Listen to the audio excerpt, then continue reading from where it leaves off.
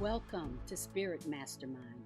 My name is Rita Ricks, and we are beginning a new series called What's in a Name?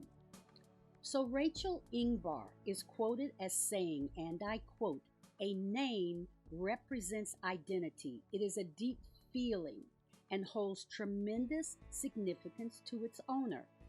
So we're going to talk about my name and how it speaks and describes who I am. And I hope that over the series of 4 sessions that you will do this exercise as well with your own name. In this 4-week session, I am breaking down each of the letters in my first name, R-I-T-A. And I have to tell you, this exercise has been very enlightening and fun for me.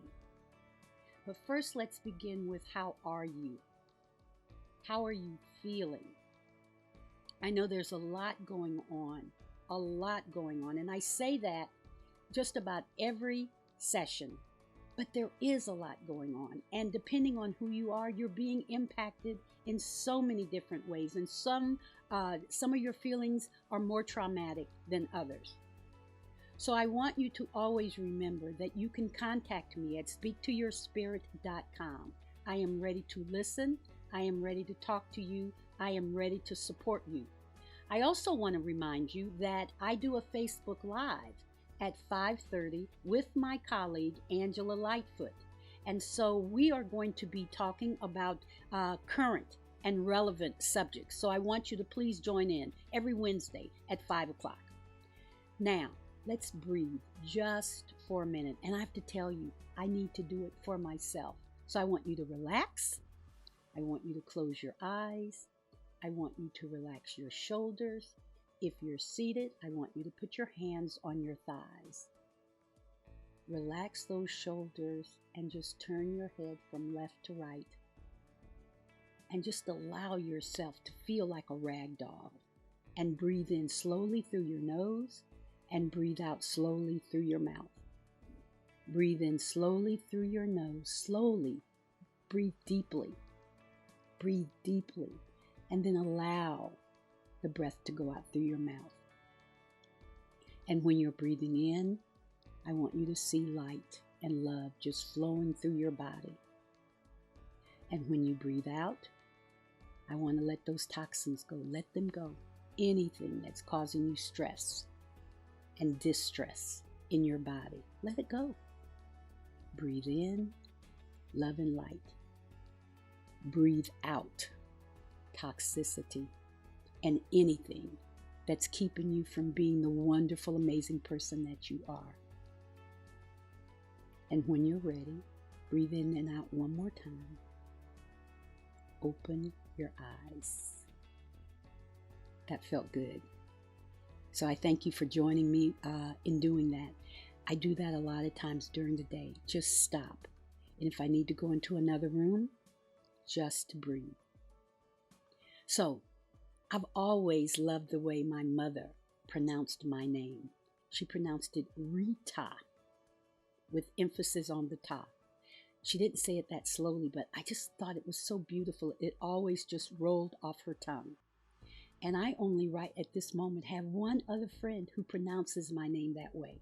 And it's a guy, and he always says Rita when he's talking to me. Most people, including myself, pronounce R-I-T-A as Rita.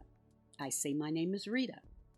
And I had an uncle when I was very young who, when I'd walk in the room, he would always say, "Hello, Rita," because he just thought that was hilarious. Anyway, it's fun to look back and just remember how people pronounced or even mispronounced your name or how they read it. I have 3 descriptions for each of my letters that I'm going to be talking about in this series. And of course, we're going to talk about R first. And so the first description that I have for R is relax. And as a result of COVID, I have really slowed down a lot, and it has made my life so much better because I'm not rushing, which is another R word. Look at that. And this is the fun part about this exercise. I'm not rushing. I am slowing down. I don't drive as fast. I don't walk as fast. I don't move as fast. I don't even think as fast. And certainly, I don't multitask. And so, for me, relaxing is a very special part about who I am. I go to the beach every fourth weekend now. I spend 3 days there. I relax. I am rejuvenated, and I love being refreshed. Listen to all the R words that I'm bringing into it. I disconnect from electronics no later than 9 o'clock every evening. I just let go. It's time for me to let go. Now, I still might watch a little bit more TV, but the computer and the phone are off. I exercise because exercise relaxes me. I love running, whether it's on the treadmill or whether it's outside, but it feels so free. I enjoy perspiring. I know there are a lot of women who don't, but I absolutely enjoy it. Again, it just kind of cleanses my body. And when I finish the run, and I'm telling you, that last 2 or 3 or 4 minutes before I finish, I'm pushing. I have to psych myself out. But I am able to make it happen, and it is such a feeling of accomplishment. And accomplishment, relaxes me. And then I also know how to say no. That's very relaxing. I don't feel that I owe anybody anything. I have to pay attention to who I am and what works for me. So that's the first word, relax. The next word is reimagine. And I reimagine who I am often, especially in my business. And the reimagining over the years, even though I wasn't calling it that years back, has brought me to the place that I'm in now. And so I want you to think about this. These are questions that I have about you reimagining.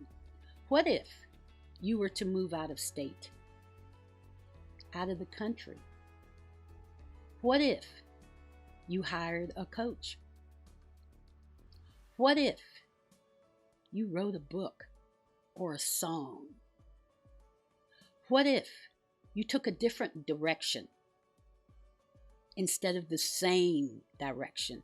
What if you tried something else? I don't know, something different.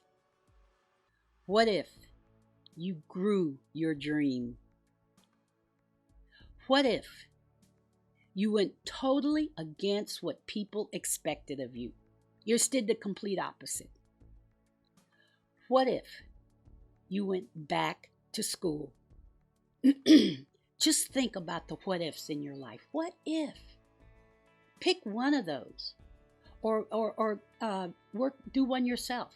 Create a what if yourself. The bottom line is, what if you were to do it?